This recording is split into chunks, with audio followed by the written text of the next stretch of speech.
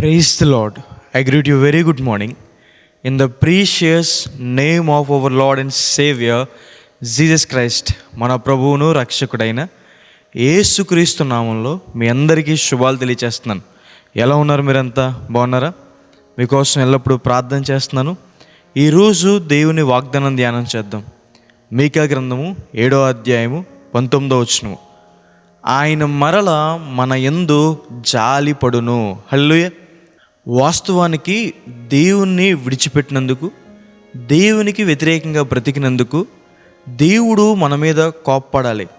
అయితే దేవుడు ప్రేమ కలిగినవాడు కాబట్టి, దయ కలిగినవాడు కాబట్టి ఆయన వైపు తిరిగిన వారి మీద ఆయన జాలి పడతాడని. తండ్రి తన కుమారుల మీద ఎలా అయితే జాలి పడతాడో, దేవుడు తన యందు భయభక్తులు కలవారి మీద జాలి పడతారని. పిల్లలు చేసిన ప్రతి తప్పుకి కూడా తల్లిదండ్రులు వారిని శిక్షించాలంటే ఎన్నోసార్లు శిక్షించాలి. అయితే వారు జాలి పడతారు. దేవుడు కూడా మన మీద జాలి పడతారని. కీర్తన గ్రంథంలో దావీదు గారు అంటారు, నా కుడివైపు కానీ ఎడం వైపు కానీ నన్ను చూసి జాలి పడేవారు ఎవరో కూడా లేరని. కొన్నిసార్లు మనం అనారోగ్యం గుండా వెళ్తున్నప్పుడు కానీ, అప్పుల బాధలు గుండా వెళ్తున్నప్పుడు కానీ మనల్ని చూసి జాలి పడేవారు ఎవరో కూడా ఉండరు. అయితే బైబిల్ సెలవిస్తుంది, దేవుడు మన యందు జాలి పడతాడని. మన యందు జాలిపడే దేవుడు చేసే మేలు ఏంటి? ఆయన మన పాపాలు తీసుకువెళ్ళి అగాధ సముద్రంలో వేసేస్తారని. ఎవరైతే దేవుని దగ్గరికి వచ్చి వారి పాపాలు ఒప్పుకుంటారో దేవుడు వారి పాపాలను క్షమిస్తాడు. వాటిని ఎన్నడూ కూడా దేవుడు జ్ఞాపకం చేసుకోవడానికి. దేవుడు వారిని నూతన సృష్టిగా చేస్తారు, నూతన సృష్టిగా చూస్తారు. మన యందు జాలిపడిన దేవుడు మనల్ని ఓదారుస్తారని.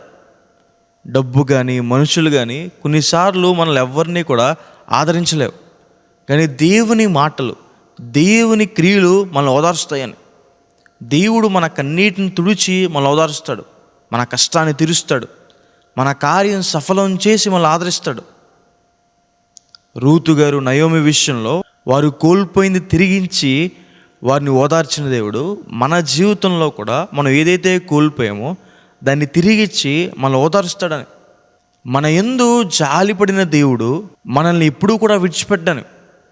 డబ్బు మనల్ని విడిచిపెట్టేసిన, ఆరోగ్యం మనల్ని విడిచిపెట్టేసిన, మనుషులందరూ మనల్ని విడిచిపెట్టేసిన దేవుడు మాత్రం మనల్ని విడిచిపెట్టాను. సదాకాలము కూడా ఆయన మనకు తోడుగా ఉంటాడని. కాబట్టి ఈ వాగ్దానం విశ్వసించండి, దేవుడు మన మీద జాలి పడతాడు. దేవుని దయ, దేవుని జాలి మనకు అవసరం. మనం ఆయన వైపు తిరిగితే, ఆయన యందు భయభక్తులు ఉంచితే ఆయన మన యందు జాలిపడి మన పాపాలను క్షమిస్తారు, మన ఓదారుస్తారు, మనకి సదాకాలము తోడుగా ఉంటారని. ప్రార్థన చేసుకుందాం.